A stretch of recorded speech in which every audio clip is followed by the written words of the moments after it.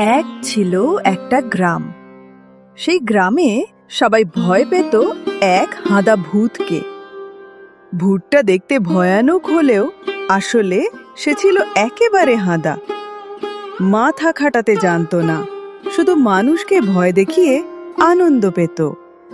একদিন গ্রামের এক চালাক বউ ভাবল, আরে এই হাঁদা ভূতকে যদি একবার ধরা যায় তবে তো গ্রামটা শান্তি পাবে। আমি ভূত, আমি খেয়ে ফেলবো তোকে।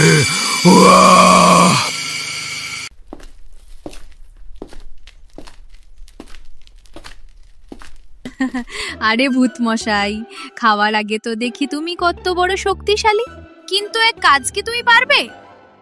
কি কাজ? বল বল। আমার এই ছোট হাড়িতে ঢুকে দেখাও তো।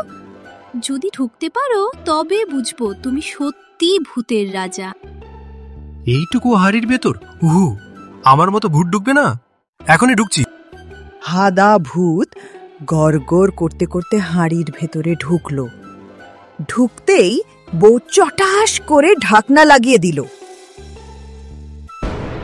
ধরা খেলে হাঁদা ভূত, এবার থাকো হাড়ির ভেতরেই। বের করো, বের করো, আমি ভুল করেছি। হু।